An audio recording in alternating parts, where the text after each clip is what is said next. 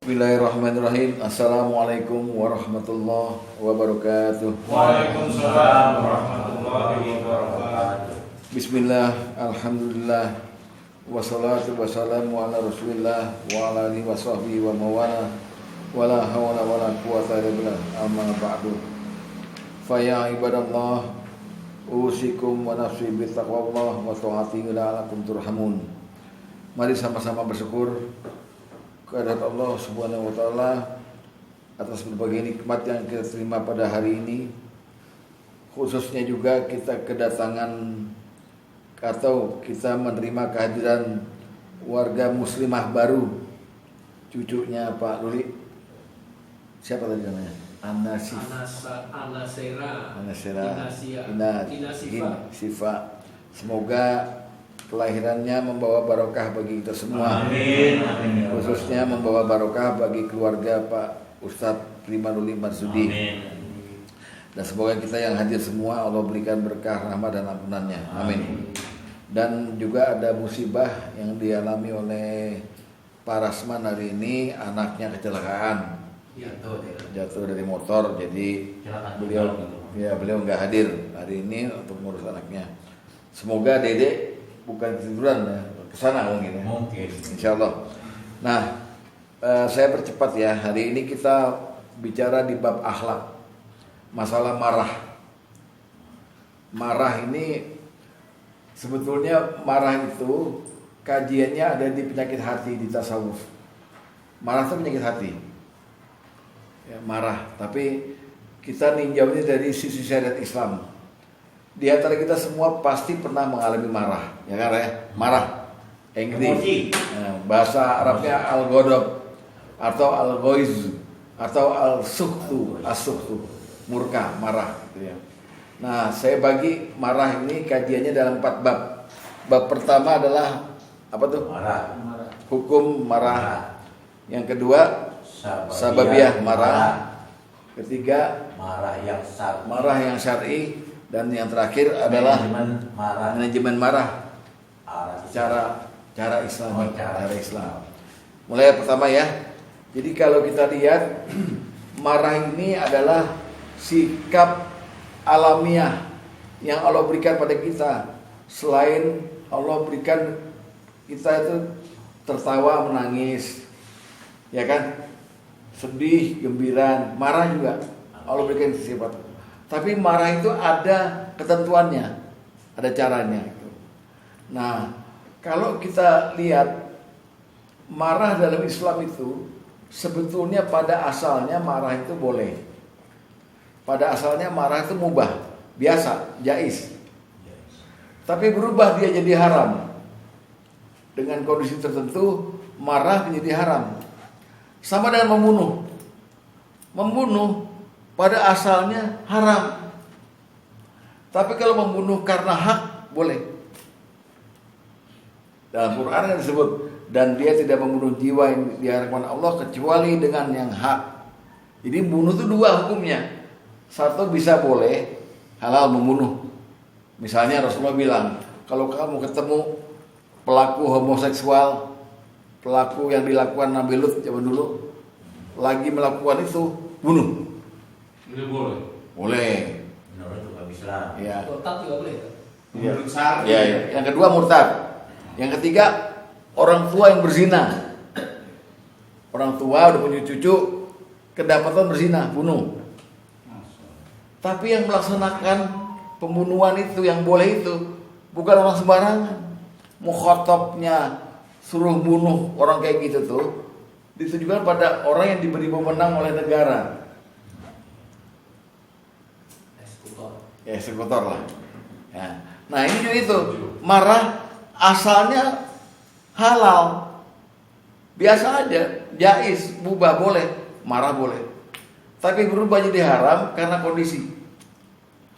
Nah marah dilarang sama Rasulullah pada saat Rasulullah menyuruh kita untuk bersaudara semua.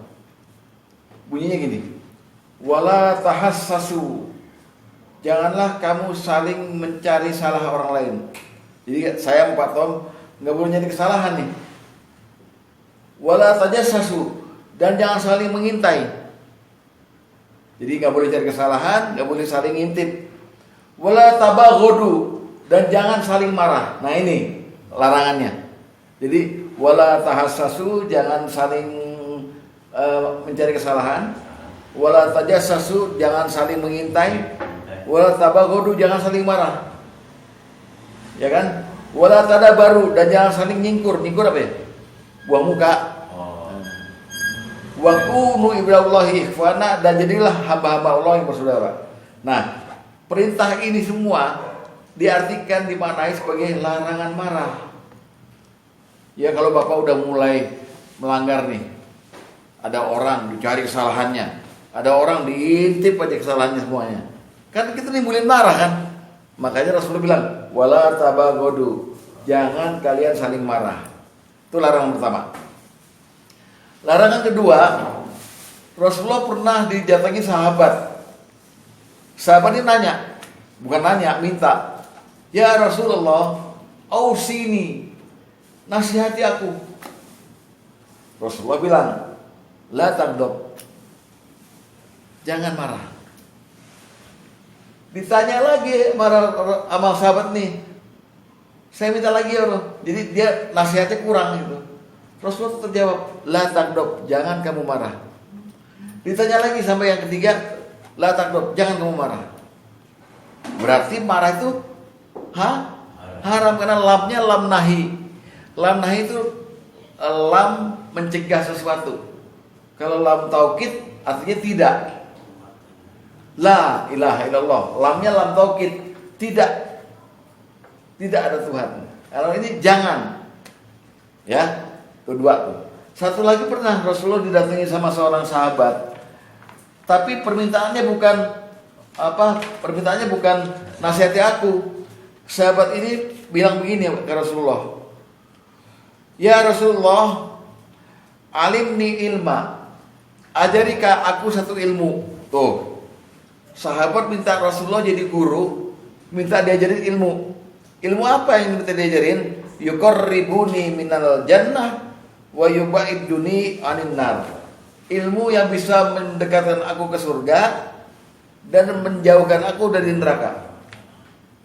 Rasulullah jawab, la taghdab, jangan kamu marah, walakal jannah, dan bagimu surga. Jadi dasarnya marah itu dilarang. Yang tadinya halal ada 3. Pertama, nasihat Rasulullah, wala tahassasu, wala tajassasu, wala tabaghadu, wala tadabbaru, wa kunu ibadallahi ikhwana. Jangan kamu saling mencari kesalahan orang, jangan kamu saling mengintai orang, jangan kamu saling marah, dan jangan kamu saling menyingkur, membuang muka. Wa kunu ibadallahi ikhwana, dan jadilah kamu hamba Allah yang bersaudara. Itu pertama. Yang kedua, tadi sahabat minta nasihat, Rasulullah jawab, la taghdab, sampai 3 kali. La ghadab, jangan marah. Ada taknya, la taghdab, pasti gitu. La taghdab, jangan kamu marah. Jadi apapun yang terjadi jangan marah. Ini sulit nih. Kan sulit. Kalau nanti kita melihat bab 2, sulit untuk jangan marah. Ya kan? Nah, yang ketiga, ada seorang sahabat minta ilmu dari Rasulullah, ilmu yang bisa dekat dia dengan surga dan jauh dari neraka. Rasulullah jawab, la taghdab walakal jannah. Jangan kamu marah, bagimu surga. Makna selanjutnya, kalau kamu marah, potensi kamu masuk neraka. Gitu loh. La taghdab walakal jannah. Langsung ya kita lihat hadisnya ya. Nanti langsung.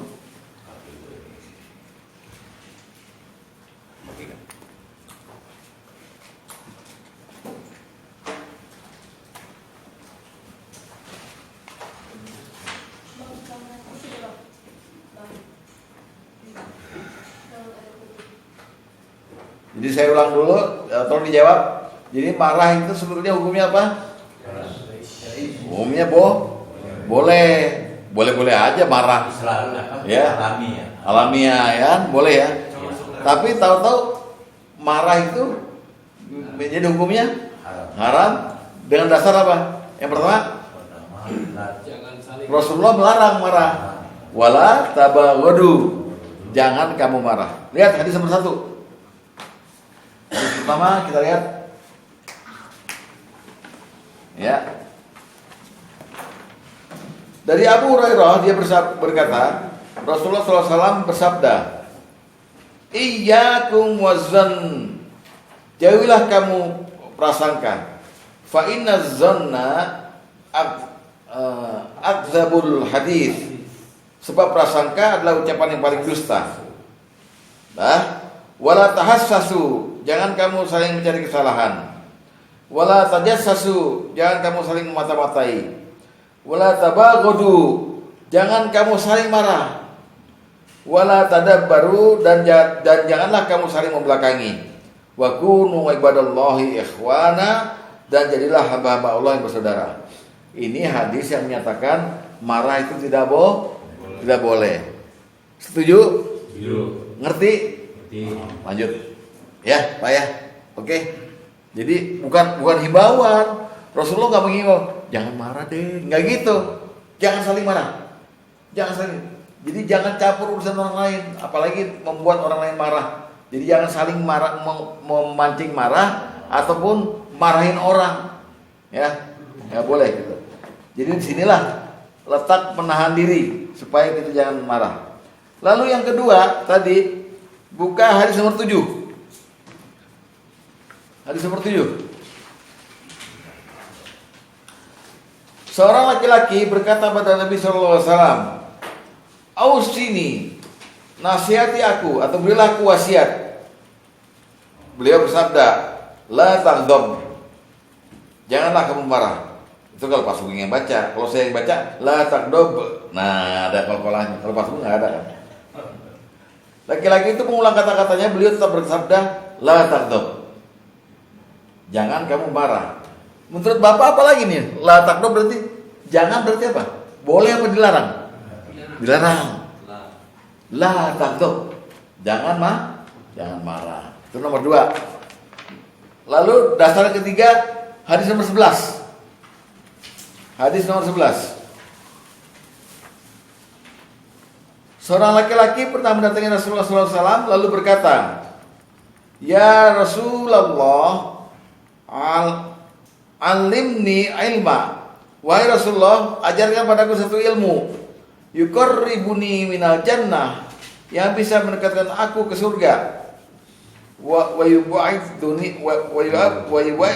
yubaiduni anin nar, dan menjauhkan aku dari neraka. Rasulullah menjawab, La taghdab walakal jannah, jangan kamu marah dan bagimu surga. Seandainya Bapak ketemu peristiwa kepribadi Bapak sendiri nih yang mengundang Bapak marah, tapi ingat ada kata-kata Rasul, jangan marah, kamu surga. Pilih marah apa pilih surga? Nah, di sini tantangannya baru kita omongin nih. Berat.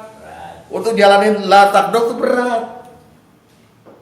Jadi kalau kita coba ngomong teori, ringan-ringan aja, selesai udah. Makanya perlu ada harga diri, manajemen marah secara Islami kayak gimana itu. Marah tuh kenapa dicegah sama Islam jangan marah? Karena orang yang berhasil menahan marah itu balasannya surga. Hebat nggak? Hebat. Surga. Berarti ada sesuatu yang berat di sini nih apa? Nah, kita pindah ke bab 2 sekarang. Apa nih? Sababiyah. Marah bisa macam-macam sebabnya. Yang bikin orang dilarang marah tuh macam-macam sebabnya. Di antaranya pertama, belum baru ngomong nih MC nih. Marah karena al-adawah, karena kebencian kita kepada etnis tertentu. Contoh nih, dulu waktu saya kecil ada nyanyi kita, Cina loreng makan babi sekaleng, nggak habis gue tempeleng. Dari lagu itu Kita benci sama Cina. Tiap lihat Cina pasti salah Cina tuh. Marah kita. Baru jamin ya. Iyalah apa dong? Bukan cuma Cina, ini setelah orang Padang pelit. Dengar nggak Pak? Gang-gang kukusan orang Padang ini. Orang Batak, iya orang Batak. Bukan orang Batak kasar-kasar. Atau orang Sunda kalau cowok males. Kayak orang Bali, orang Bandung. Jadi kepada nasab tertentu kita benci gara-gara rumors. Ada marah di sini, disimpan dalam hati kita. Dan setiap lihat ada orang itu, orang Cina manapun juga, kita udah anggap negatif. Itu pertama. Udah Antipati. Oh, sekarang Wahabi. Itu sekarang gitu ya, Ali ya. Boleh gitu. Rasis Pak, rasis. Rasis jadinya. Nah, marah pertama sebabnya itu. Kebencian kita terhadap etnis tertentu, golongan tertentu. Oke? Nah, itu yang jadi marah. Marah yang kedua bisa karena takabur. Karena kita sombong. Kita sombong nih. Contoh, kita orang ada punya pembantu di rumah. Pembantu buat salah. Kita udah bedain dari awal. Makanya lainin segala macam itu. Dia buat salah. Setiap dia muncul depan kita, bawaannya kita pengen marah sama dia. Atau ada orang minta-minta depan rumah. Assalamualaikum. Kemarin datang, sekarang datang lagi, diomelin sama Pak Sugeng. Marah. Saya kira kita sombong. Meremehkan manusia. Marah. Jadi timbulnya dari sombong aja marah tuh. Pertama dari benci sama etnis, kedua dari sombong. Atau kita lihat, maaf, di jalanan ada tukang sapu jalanan, atau ada orang menghindar kita supaya jangan dekat-dekat orang miskin gitu. Karena sombong, marah kita. Apalagi orang itu berusaha deketin kita, makin kita menjauh. Karena kita udah pasang mukanya muka angker, setel angker gitu. Nah, itu marah yang kedua. Sababiah marah yang ketiga, dilihat tadi syariat Islam nih ya, karena dendam. Turun temurun permusuhan baik antara keluarga maupun di luar keluarga. Contohnya kasus Faris, merasa nggak adil sampai 7 turunan tetap marah itu Pak. Atau misalnya gini, maaf ya, engkong kita nikah 3 kali, dapat bini pertama itu kita Pak Sugeng, Pak Segi, bini kedua siapa gitu. Nah, bapak yang dari bini pertama kalau melihat bini keduanya engkong, itu kayaknya benci dengan hancurin rumah tangga kita nih. Terus temurun terus sampai terus. Atau bapak berantem Pak Tom sama siapa di kampung mana gitu, ujungnya dendam. Pak Tom bilang sama Rehan, pokoknya kalau lo pacaran jangan sama anaknya dia. Marah. Betul Pak? Jadi pertama karena benci sama etnis, kedua karena sombong, ketiga karena dendam, permusuhan. Terus sababiah marah. Nah, yang kayak gini-gini ini nih, yang 3 ini aja nih yang dilarang tadi. Latadok, jangan marah. Ya. Yang keempat, marah bisa karena kecewa. Misalnya, bukan hanya kecewa pada orang, kecewa pada Allah. Kecewa pada Allah bisa. Lagi seger-seger enak-enaknya hidup, dikasih sakit. Lagi kita pengen berbakti sama orang tua, meninggal orang tua kita. Kan banyak Pak ya, orang yang waktu kematian orang tua kayaknya ngamuk gitu, nggak terima. Wah, yang diamuk siapa? Sebenarnya yang diamuk Allah. Ya kan? Jadi marah bisa jadi karena dikecewakan, disakiti gitu. Sehingga dia marah. Baik marah itu dilampiaskan maupun marah itu disimpan. Ya. Lalu nomor 5, marah karena histeria massa. Saya beri contoh. Bapak bukan korban, lagi nongkrong malam-malam, ada maling dikejar-kejar, warga bolok, maling, ketangkep malingnya. Bapak ikut gebukin, nginjek palanya segala macam, marah. Tapi itu karena apa? Karena ketularan penyakit dari massa kan bukan bapak korbannya, ya nggak? Atau gini, bapak naik angkot, nggak kenal sama supirnya, dan supirnya bapak benci, soalnya ugal-ugalan. Tapi ketika dia senggol-senggolan sama mobil lain, dia didatengin sama yang mobilan mau dipukul, bapak semobil itu membela supirnya gini, marah, Apa itu? padahal nggak jelas ya, marah itu. Jadi berbagai cara orang yang namanya sababiah marah bisa timbul. Karena dendam, karena histeria massa, benci, sombong, kecewa, pernah disakiti atau pernah kena musibah. Dan terakhir yang tercatat di sini malah marah karena gila hormat, karena takut direndahkan, karena ta'azus. Ta'azus itu merasa diri lebih tinggi, lebih duluan tenar, lebih duluan terhormat. Tentunya ada seseorang masih muda gantiin misalnya gitu, ada muncul Kaisar. wah marah dia, jangan sampai dengki lah. Nah inilah yang dialami Rasulullah SAW ketika beliau itu baru jadi nabi, diangkat sama Allah jadi nabi di Mekah. Beliau suatu pagi jalan ke Jabal Qubais, ke Batah, ngumpulin orang Mekah semuanya. Wahai orang-orang Mekah, apakah kalian percaya kalau saya mengatakan di balik bukit ini ada musuh yang bersiap-siap membunuh kalian? Kami percaya. Karena Rasulullah dia dijuluki apa? Al-Amin. Gak pernah bohong Rasulullah. Lalu Rasulullah ngomong lagi, dan apakah kalian percaya bahwa saya itu Rasulnya Allah dan Allah Tuhan kita? Orang-orang mau jawab percaya. Abi Lahab di belakang bilang, hei Muhammad, tabbalak, celaka kamu. Saya bangun pagi-pagi cuma buat dengerin kamu kayak gini gitu. Turun ayat, tabat yada Abi Lahab wa tab. Celaka Abi Lahab, dan sungguh bisa celaka.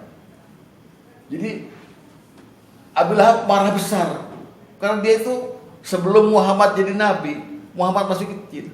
Abu Lahab, Abu Sofyan, Abu Jahal tuh tokoh masyarakat. Datang ke Rasulullah berusaha mempengaruhi menuju Islam. Marah dia.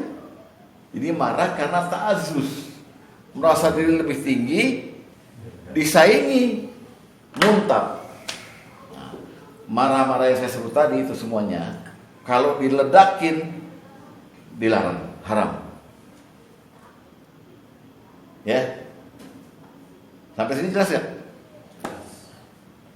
Apa ada komen dulu? Ada. Ya. Yang tadi disebutkan Pak Ustadz itu alami bukan? Alami memang, Alami. alami. Tapi kan alami pun ada kontrolnya. Nah, itu. Marah yang alami dan boleh ada kontrolnya nanti. Kalau ini nggak kontrol. Dan biasanya orang yang marah yang dilarang itu, marah yang menyebabkan dia ketika marah akal sehatnya hilang. Akal sehatnya hilang. Ya. Mohon maaf aja, kadang-kadang orang marah yang nggak punya akal sehatnya hilang itu, barang juga dipukul sama dia. Barang dipukul apa, disendang-sendangin segala macam itu, ngamuk. Ya. Nah itu. Garis pecah. Ada cerita Betawi itu. Jadi suami istri ribut nih. Apa namanya ribut? Ya, suaminya kan itu, wah banyak perabotan ini. Nah istrinya ada satu barang tuh, itu jangan mbak, itu punya orang, yang punya kita mana gitu. Kalau orang marah kan punya siapa tuh ya? Nggak peduli. Nanya lagi deh. Yang punya kita mana? Kalau orang apa kan, ya punya siapa kok? Yang punya kita mana? Yang punya kita. Jadi diulang lagi ya dari awal bahwa marah itu sebenarnya adalah pekerjaan alami saja, seperti halnya ketawa, ya kan, senyum, gembira, sedih, marah. Hah? Marah itu spontan atau gimana? Apa? Ya apapun Pak. Alami. Justru yang nantinya boleh kalau dia bisa diatur, bisa di setel gitu loh. Bisa di manage. Tuh. Jadi nggak peduli spontan, ulang bisa diatur marahnya itu. Dan ada sebabnya marah yang boleh itu nanti. Nah ini marah tadi kan dari halal menjadi makruh berat, akhirnya menjadi haram. Marah yang kayak gimana? Yang tadi itu sebabnya banyak. Yang karena benci, yang karena sombong, yang karena dendam, kecewa, atau karena sekelompok orang marah dia juga ikutan marah. Diputusin sama pacar. Ya kayak gitulah, kecewa. Nah seperti itu. Sampai yang terakhir tadi marah karena ta'azus, karena merasa lebih tinggi dari orang lain.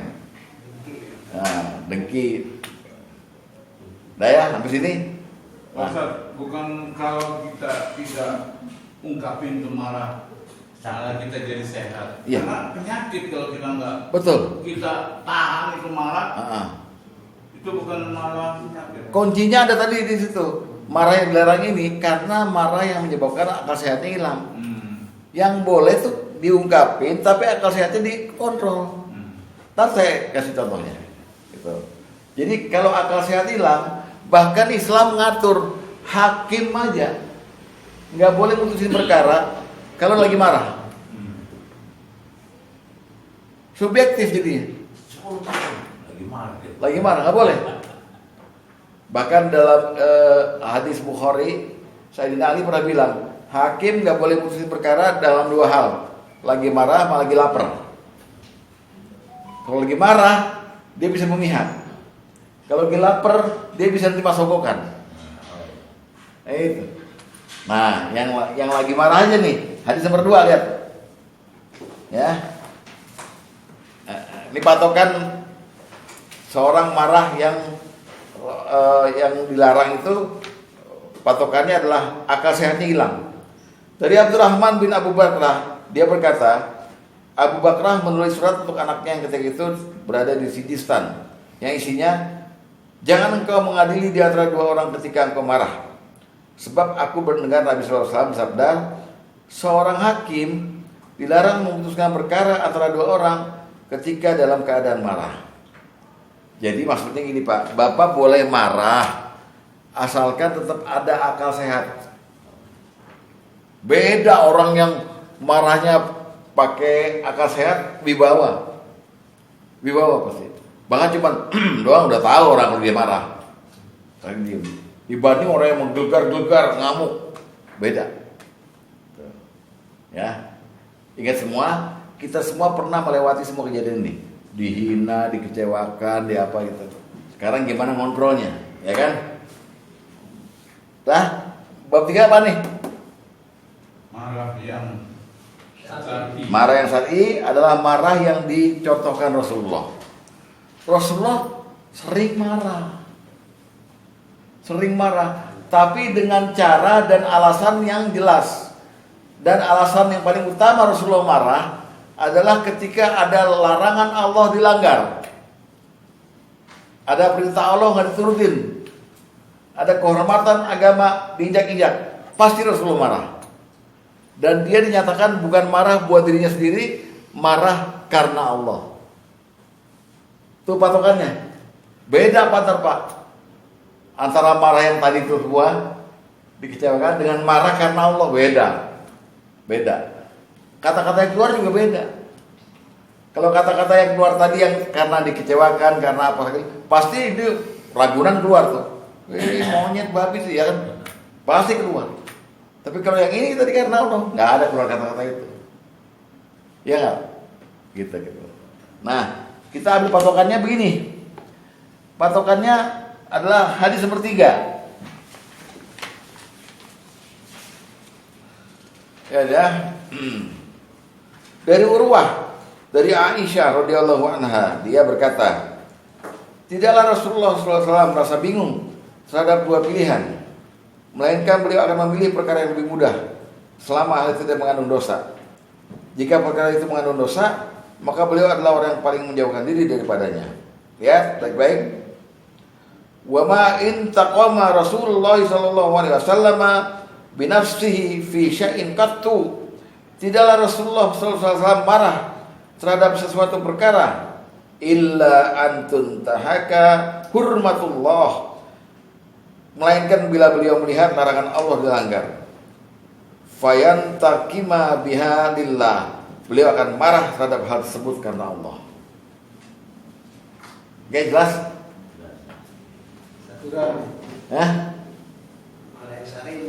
Jadi marah yang halal tadi balik lagi hukumnya. Tadinya udah haram nih, balik lagi jadi halal gara-gara alasan jelas dan karena Allah marahnya. Nah, ini yang jarang dilakukan sama kita. Sebab semua pelanggaran agama ini, kalau kita memberantas dengan marah, memang harus pakai marah. Saya kasih contoh. Rasulullah pernah bilang begini, man ra'a minkum munkaron, barang siapa di antaramu melihat kemungkaran, wa yughayyirhu biyadihi, maka cegahlah dengan, sebenarnya yughayir bukan cegah, selisihilah. Ya, cegah ya, dengan tanganmu. Wa ilam yastati fabi lisani, kalau nggak bisa maka dengan lisan. Wa lam yastati fabi qalbihi, kalau nggak bisa maka dengan hati.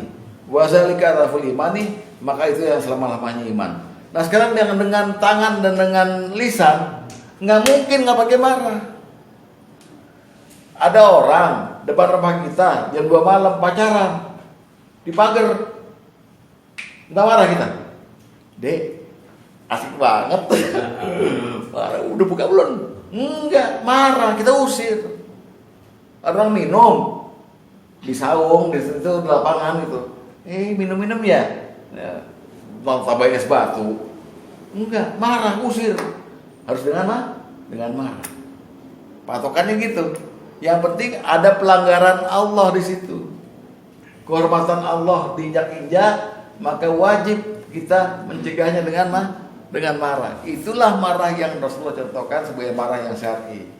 Marah yang balik, tadinya dia dilarang menjadi diharuskan marah. Malah wajib, bukan halal lagi. Wajib marah. Jalan sama bini di mall, bini kita dipanggil orang. Sini. Rupanya teman SMA-nya. Cipika-cipiki. Wah, peluk-pelukan. Udah lama kamu nggak ketemu. Gini-gini punggung ini kita. Kita bilang, ya udah pakai, sekalian pakai Pak. Pakai. Kan nggak mungkin kita marah. Nah, jadi marah dibutuhkan di saat yang tepat, di mana ada pelanggaran larangan Allah di situ. Ya. Patokannya adalah hadis nomor 13.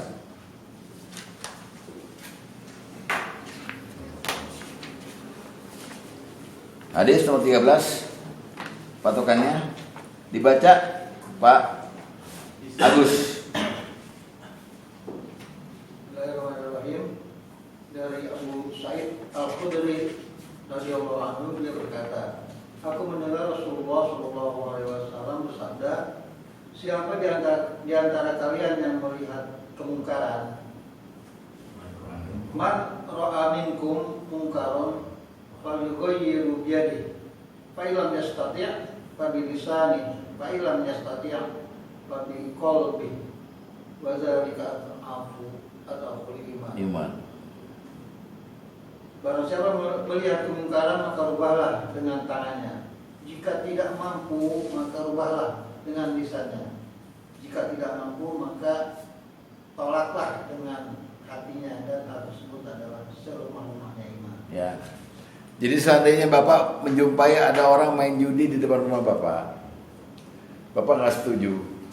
Jangan Bapak marah karena Bapak dendam sama orangnya. Wah, ini musuh lama gue nih. Bukan, karena judinya. Ya. Makanya orang yang bisa jaga kemungkaran ini mesti bawa besi nih. Ya. Jangan sih teng. Nah, kabur semua. Kurang aja nih. Nah, sebelum Beranjak ke selanjutnya, ada lagi yang mau ditanyakan? Yang mau komen dulu? Saya ada Pak Ustaz, saya sekarang jadi pemarah, tapi pemarah tunggal. Artinya begini Pak Ustaz, dengan bertambahnya umur, saya kadang-kadang suka marah sendiri. Misalnya, saya tadi naruh HP di sini, ternyata saya cari nggak ada. Saya sudah marah sendiri dan suka keluar bahasa yang jelek gitu. Sialan, bangsa, atau apa. Tapi saya introspeksi sendiri. Kenapa saya harus berkata yang ini? Sekarang saya ganti. Saya baca ta'awudz, auzubillahi minasyaitonirrajim. Karena saya paham, saya memang lagi dikelilingi sama makhluk-makhluk yang memang ganggu. Terus suka nggak ketemu, jadi suka marah sendiri. Tapi saya rubah ucapan yang tadi jelek, saya ganti dengan ta'awudz tadi. Alhamdulillah. Cukup. Ya itu yang saya alamin. Bagus. Dari marah yang nggak syar'i menjadi syar'i. Bagus. Ya. Ada lagi? Ya, memari ini sesuai dengan ada ini ke Allahnya. Ya marah karena anak tidak mau sholat. Lu kalau ini bapak nggak mau ngambil bapak, tapi lu nggak sholat gimana? Emang lu suruh nyangkul apa? Wah, marah kan? Kayaknya ya udah, nah itu kan marah tuh, tapi dia udah juga. Istri saya kadang-kadang tuh bangunin anak lu tuh yang mana? Emang bukan anak lu juga. Udah, ya. Ini kalau marah ngerempet sih ya. Mana-mana. Nah, itu gimana? Dibolehkan kan kalau yang? Iya, pokoknya asal kalimatnya yang baik gitulah. Iya, artinya kan saya nggak. Emang bapak tuh suruh nyangkul, suruh ini. Bapak kalau mau belajar marah yang baik itu, lihat ibu-ibu istrinya orang Jawa. Enggak, orang Jawa yang asli, orang Jawa tulen tuh. Kalau ngomong walaupun marah atau apa, ngomongnya ngomong boso, ngomong kromo sama suaminya. Jadi kan kelihatan marah. Dengan pripun coba, malah kelihatan bagus kan? Beda. Yo iya, tapi kan bagus kan gitu. Gue subuh sih kan. Tapi intinya begitu. Jadi kita marah boleh, terus jadi nggak boleh, jadi boleh lagi dan wajib. Gara-gara sebabnya lain-lain. Dan sebab yang dilarang adalah marah untuk memenuhi emosi pribadi. Karena kecewa, dendam, apa segala macam. Nggak perlu itu. Buang. Ganti dengan marah yang boleh, yaitu marah berjuang di jalan Allah, menegakkan kalimat Allah dengan marah boleh. Tapi ini kan suami istri Ji, misalnya kan udah waktu makan siangnya. Makan apa nih? Ada nih. Tolong goreng telur. Lama amat sih lu gorengnya. Itu tapi kan itu marah yang sifatnya dibolehkan ini. Karena kan istri wajib melayani suami kan. Betul. Itu iya, bapak nyuruh goreng telur, telurnya udah ada belum? Kalau telurnya masih ngutang dengan warung itu jelas marah dong istri. Jadi mesti sempurna dong. Restoran. Nyuruh gorengin telur, telurnya nggak ada. Beli belum mati beli dong loh. Pak RW kan jauh kok denger sih Sugeng nggak. Di musola. Lagi di musola pikir Kali kopi. Gimana, Atam? Saya marah yang dimaksud haram atau jangan dilakukan. Iya. Jangan marah itu menurut saya boleh, tapi semuanya tergantung daripada deliverynya. Iya. Ya. Message-nya sampai, tapi deliverynya nggak sampai nyakitin orang. Oh iya. Jadi bukan hanya karena Allah, ya kan? Yang lain pun marah boleh, tapi deliverynya itu yang harus tidak menyakitkan orang dan efektif untuk berubah seperti yang kita mau, gitu loh. Nah ini yang aku juga tadi bilang kan marah yang berwibawa yang dibilang tadi. Iya. Ini yang mungkin di nomor 4 kali nanti atau Iya. Ya. Jadi kenapa marah itu saya ngelihatnya untuk membeberkan tadi marah itu kebanyakan orang marah ini sumbernya dari merasa lebih dari segala aspek, sehingga akhirnya sombong, pengen dihormati, ya kan, antum bilang tadi. Nah, ini yang haram ini justru ini nih. Nah, sehingga kalau ini dasarnya deliverynya nggak bakalan baik. Pasti. Pasti karena itu emosional Iya. sifatnya, udah singgung perasaannya, kesinggung gengsinya, whatsoever lah gitu kan. Dan dia marah buat diri sendiri. Ya. Kalau yang Rasulullah tadi bilang ya, bukan buat diri sendiri. memperbaiki orang dimarahin. Ya. Jadi dasarnya itu haram karena merasa lebih tahu, merasa lebih tua atau lebih senior, merasa lebih harus dihormati. Ya ini nih haramnya akhirnya jadi sombong ini orangnya. Iya. Judulnya sombong jadinya gitu loh. Kenapa itu haram gitu? Ya, karena sombong itu. Iya. Ya. Nah kalau udah itu dasarnya di style gimana pun nggak bisa deliverynya, pasti menyakitkan keluarnya gitu loh. Iya. Itu di situ ada dendam nanti bilang tadi gitu loh. Betul. Ya Pak, setuju banget bahwa itu jadi haram gitu loh. Iya karena ada lahnya juga, jangan gitu. Iya. Pak, Ya. kan almarhum papa Ah. itu kan kalau ngomel tuh ya Pak Haji tau lah binatang. Iya. binatang. Ah. Nah itu tuh omelannya tuh kayak buat dirinya sendiri sama buat ngerubah aku. Kalau yang aku rasain ya, soalnya rasanya pas dia udah nggak ada tuh. Nah itu gimana tuh? Apanya gimana? Itu marah yang dibolehkan apa gimana? Sedangkan dia kan marahnya juga pakai yang Nasihat, kata-kata. nasihat. Sebetulnya begini, yang menerima kemarahan orang tua biasanya akan menerimanya subjektif, bahwa orang tua yang ngomong binatang itu pasti salah. Makanya kadang-kadang kita mesti orang tua itu sifatnya kepengen didengar. Yang penting dengerin dulu. Makin marahnya orang tua kepada kita karena kita bantah marahnya dia. Kita bantah duluan, dengerin dulu aja. Nanti yang binatang-binatang itu buang aja, nggak ada gunanya. Yang diambil nasihatnya, pasti ada nasihatnya. Gua tuh didik lu tuh buat gina, kayak pas itu marah-marah sama Aban, ujungnya ada nasihatnya. Tapi Aban nggak ngambil nasihatnya, ngambil yang lu nih, nah lu-nya yang diambil. Ya. Bang bener aja. Makanya Pak, tadi Pak tahu udah mengklasifikasi, ada deliverynya, ada materinya juga. Mungkin materinya sama-sama nih, bagus itu. Tapi penyampaiannya, yang satu tujuannya emang memuaskan emosi dia, karena sombong karena apa. Satu lagi karena membela agama, beda. Ya, jadi sebaiknya kita lebih banyak mendengar daripada ngomong. Kalau soal marah ini, dengerin dulu. Kalau dimarahin, kadang-kadang orang dimarahin juga dendam juga, gara-gara yang nyampeinnya kurang bagus. Ya, nah sekarang kita lihat contoh marahnya Rasulullah. Yang marahnya Rasulullah. Rasulullah pernah marah di beberapa kasus. Kasus pertama ketika Rasulullah masuk rumah, Siti Aisyah itu punya korden, ada gambar binatangnya. Merah muka Rasulullah. Langsung Rasulullah ambil. Rasulullah bilang, nanti orang yang gambar ini akan dipertanggungjawabkan di akhirat, di neraka, masuk neraka langsung. Maksudnya pelukis-pelukis dulu. Jadi Rasulullah melarang kita memakai baju bergambar, gambar orang, gambar apa itu.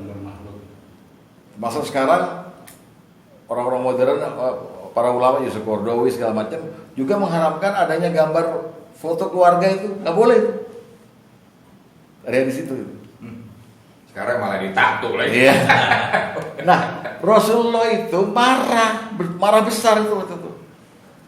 Lihat. Hadis nomor 6.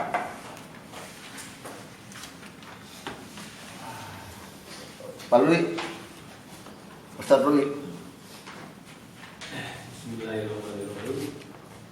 Dari Al-Qasim dari Aisyah radhiyallahu anha, dia berkata, Nabi SAW masuk menemuiku, sementara di dalam rumah terdapat kain pembatas yang bergambar.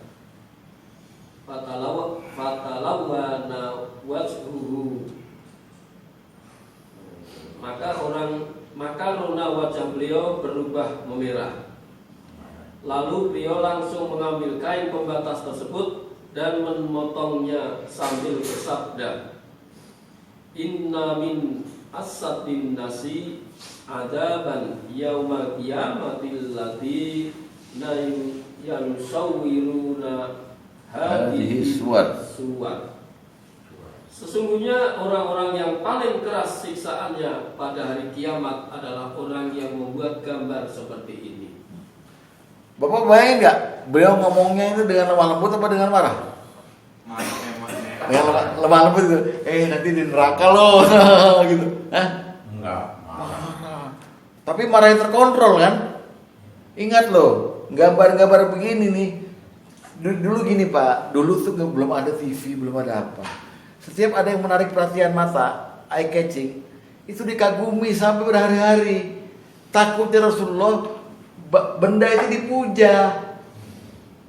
Entah patung, entah lukisan, dia dikagumi gitu. Lupa sama Allah. Makanya Rasulullah langsung mewanti-wanti, jangan senang sama ginian deh. Sebab yang gambar ginian tuh di sana masuk neraka ntar itu. Ngomongnya marah apa ngomongnya? Ketawa itu. Gimana? Iya kan? Tapi marah. Yang kedua, Rasulullah diaduin sama seorang sahabat. Beliau menuju ke arah sana, sahabat pun dari masjid nih. Belum kelar. Berjamaahnya belum kelar. Mau kemana kamu? Saya udah duluan. Jadi gini Pak, kalau dulu tuh orang makmum nih, makmum, tahu-tahu dia berasa mau ada keperluan atau sakit gitu, dia boleh bermufarokoh, lepas dari imam.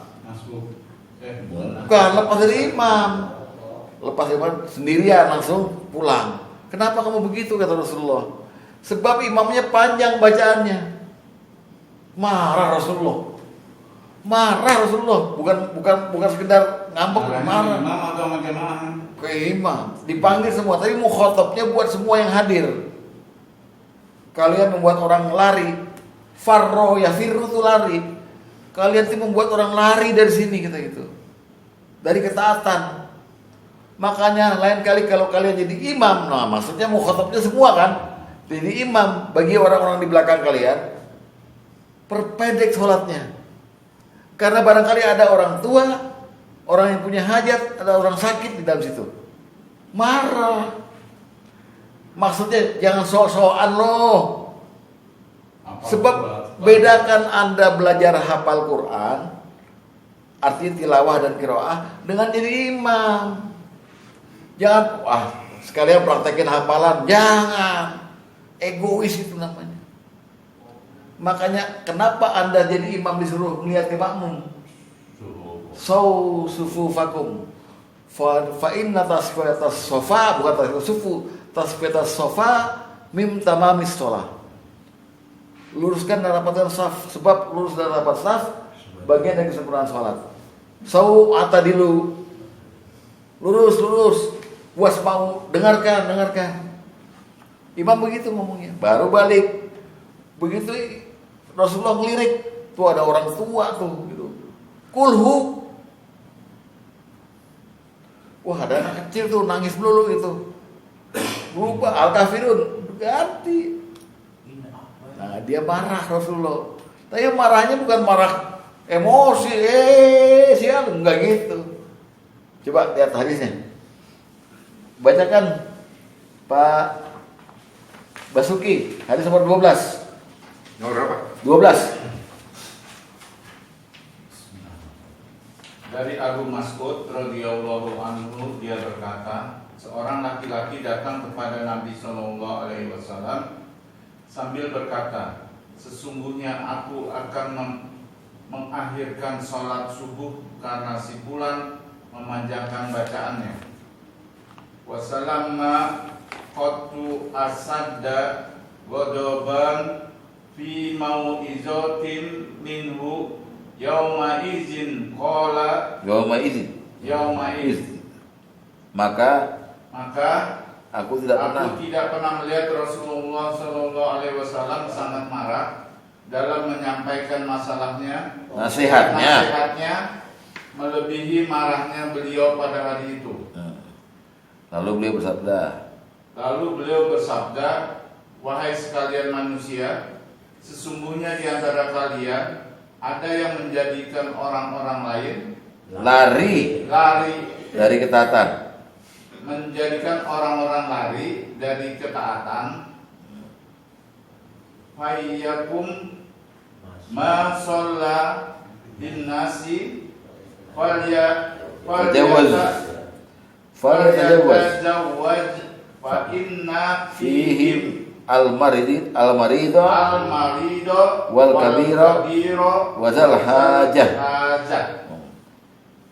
Barang siapa di antara kalian menjadi imam bagi orang banyak, hendaklah dia memperingan sholatnya, sebab di antara mereka ada orang yang lemah, orang yang sudah lanjut usia, dan orang yang mempunyai keperluan. Bukhari dan Muslim. Ya.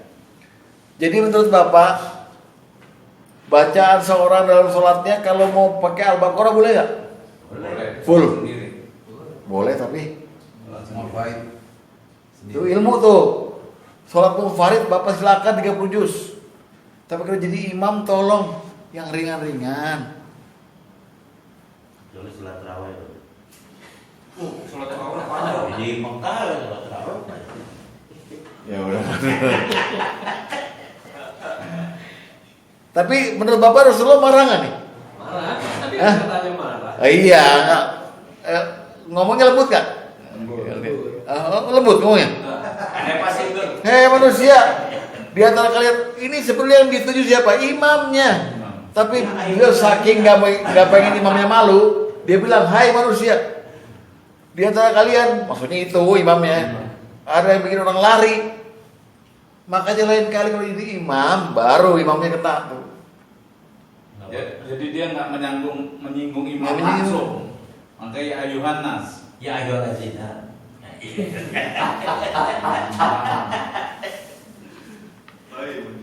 Terus ada seorang perempuan bangsawan mencuri zaman Rasulullah. Nah, mereka berunding jangan sampai dia dipotong tangannya. Dipotong tangannya. Lalu gimana caranya? Kita utus saja anak angkatnya Rasulullah, namanya Usamah bin Zaid. Usamah ini diutus untuk merayu Rasulullah supaya perempuan tadi jangan dihukum potong tangan, diringankan paling enggak. Datang ke Rasulullah, marah Rasulullah. Apa kalian meminta keringanan mengenai masalah ini? Inilah kebiasaan kalian, katanya. Kalau ada orang bangsawan yang mencuri, kalian biarkan. Tapi kalau ada orang-orang yang lemah mencuri, kalian langsung potong tangannya itu. Demi Allah, kalau Fatimah binti Muhammad mencuri, aku yang akan potong tangannya. Tuh masyhur tuh hadisnya. Saya tanya Bapak, waktu beliau ngomong gitu, beliau ketawa apa enggak? Marah, mau disogok. Padahal Usamah bin Zaid itu anak kesayangannya.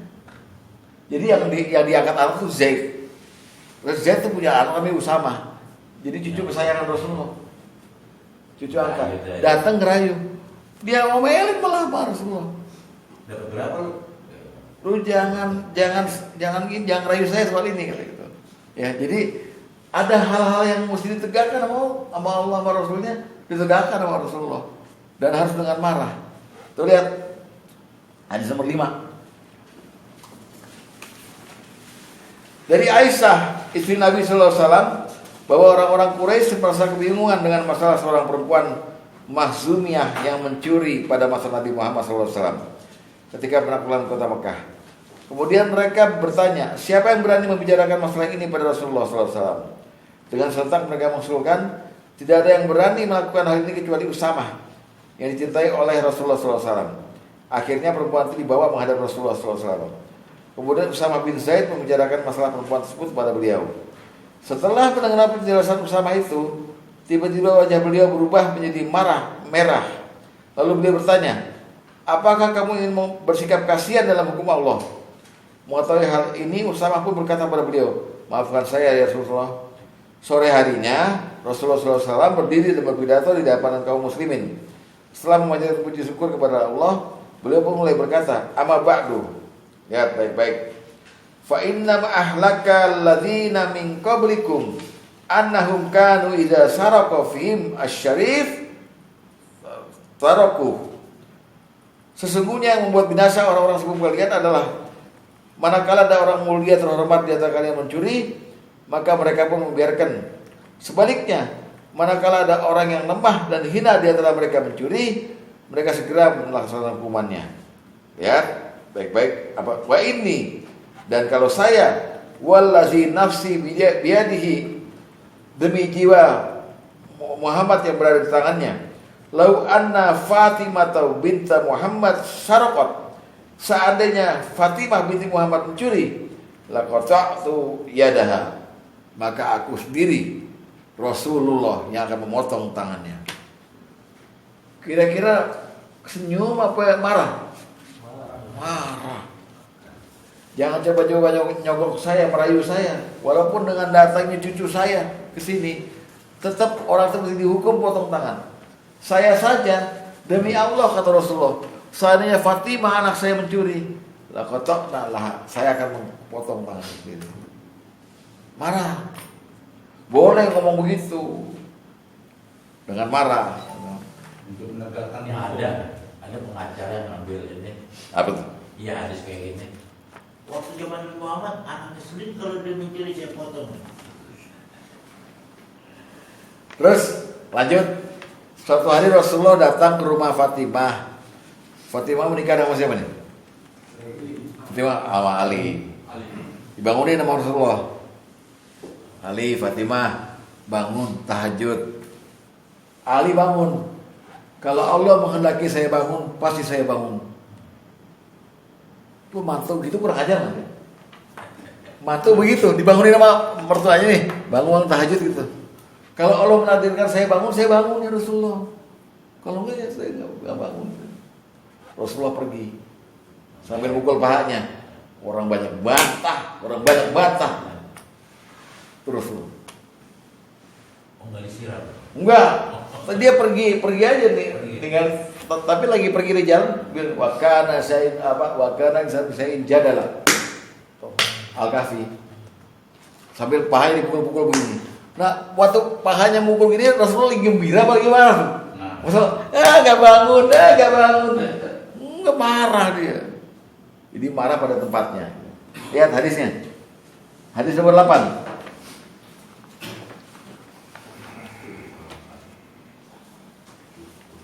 Faiz.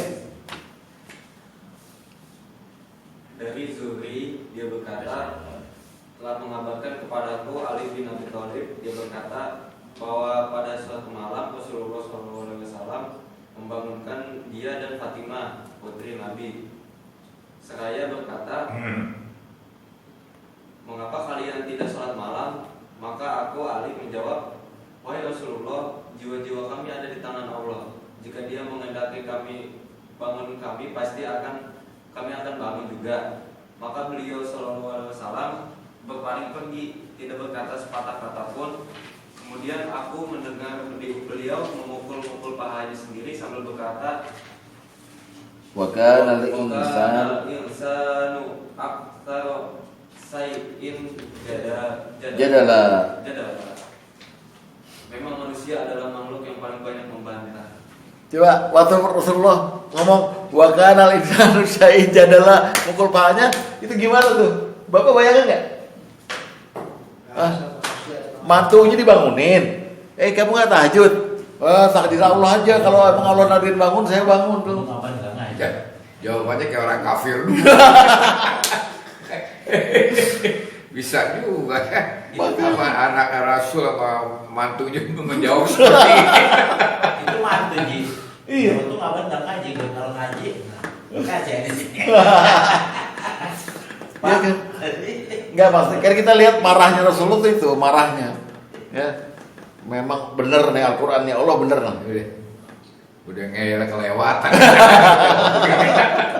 Menurut saya Ali juga benar dong Ji. Apa? Ali benar juga. Mantan Maksudnya? Nabi Muhammad ya benar. Ya kalau mendaki Allah mendaki aku bangun pasti aku bangun. Ya itu kan masalah takdir. Tapi kan takdir itu harus dibarengi sama kasab usaha kita. Iya nggak? Ya tawakal kemarin kan ngomongin takdir kan ngomongin kasab. Ya nggak ada usahanya. Ya gimana wae Allah aja lah. Tidur lagi. Marah mertuanya. Lalu Jadi nggak selalu Ali jago ngomong tadi. Ngantuk. Lagi ngantuk. Kau di sini ya. Membangkang Marah itu bukan, Ustaz, marah itu bukan hasutan dari iblis atau setan. Gimana tuh kok? Kalau kita misalnya bangunin nggak bangun lagi. bukan buat keimanannya pasti nggak terlalu pemarah. Tapi kalau misalnya Bapak balikin lagi udah kemarah secara umum tadi. Ini sekarang udah marahin setir. Marah yang udah dikontrol dengan tujuan lillahi ta'ala. Kalau tadi yang tadi dendam itu marah yang karena iblis. Bapak balikin lagi ke situ nih. Kita udah masuk ke bab lain nih, Pak. Gitu. Jadi kalau saya yakin Bapak tadi Rasulullah semuanya dibisikin setan dong semuanya. Kan enggak kan Rasulullah. Menegakkan kalimat Allah semuanya marahnya. Gitu. Ternyata. Hah? Ali aja bisa nggak jawab begitu. Tapi Ya. manusia juga. Bukan Rasul. padahal Ali gudangnya ilmu kan, sampai bisa berkata gitu. Ya, jadi sampai sini udah jelas ya, Jadi marah tadinya marah tuh bagaimana secara alamiah, totonya ada juga cara kita mengontrol marah supaya marah kita terkontrol dengan baik. Jadi kan marah Bapak itu marah dengan tujuan untuk kebenaran. Bukan tujuan untuk memuaskan emosi Bapak. Dendam, kecewa, nggak usah. Itu nggak ada gunanya. Malah raka. Karena Rasulullah bilang, la taqdab walakal jannah. Jangan kamu marah, maka bagimu surga. Maksudnya jangan kamu marah yang tadi, yang kecewa, yang sering, jangan. Tapi kalau marah yang ini, wajib marah kalau enggak. Tapi Rasulullah kan marah kepada Ali juga nggak langsung ke Ali. Kamu mantu tukang bantah lu, nggak gitu kan? Memang manusia tukang membantah sambil pergi. Gitu. Jadi marahnya Rasulullah berwibawa kalau orang lihat, wah nih Pak Harto. Pak Harto presiden yang dikenal sebagai orang presiden yang pendiam. Kesaksiannya Radius Prawiro, Wijoyo Sastro, Pak Ali Wardana, Emil Salim. Pak Harto kalau lagi nggak setuju sama sesuatu dilaporin menterinya, dia cuma iya, dia tidak perlu lah itu. Berarti lagi marah itu, ngerti semua. Bagaimana menteri yang dulu ya profesor itu kalau nggak ada Pak Harto minta dimarahin, nyonduko segala macam itu dengan bahasa halus, karena tahu sifatnya Pak Harto. Jenderal Beni Murdani tuh, LB Murdani, itu jenderal paling gila tuh, Kopassus Intel 4 bintang.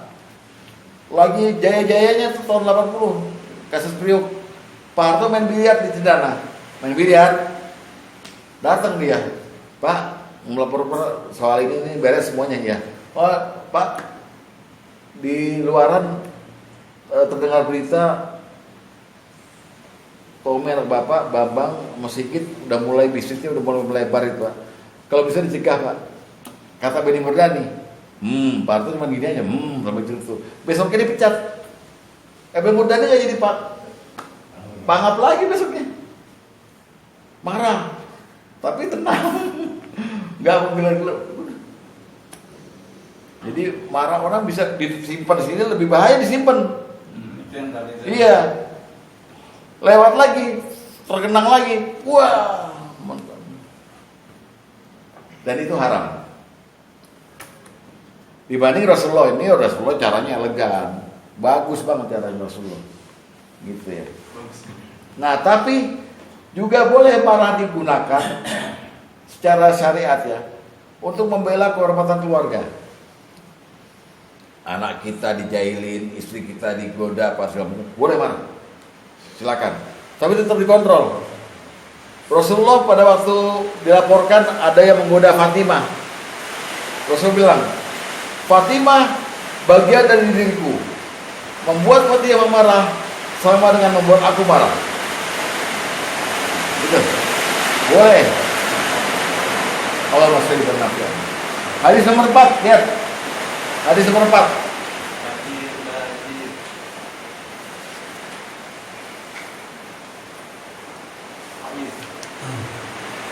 Yo Faiz, yang keras. Dari Al-Quran di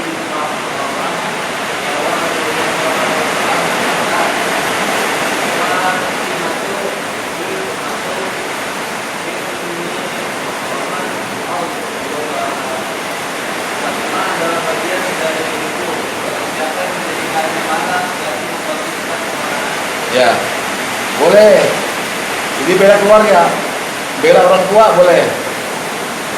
Bapak saya adalah bagian dari siapa menghina bapak saya sama dengan menghina saya. Wah, boleh itu. Bukan sombong, boleh. Ya kan? Ah, benar. Ya, ada ya. Jauh-jauh. Semoga manfaat.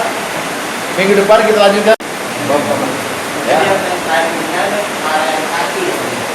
Iya, yang saat ini. Jadi kayak sebelum ya. Belum. Again, assalamualaikum warahmatullahi wabarakatuh. Waalaikumsalam warahmatullahi wabarakatuh.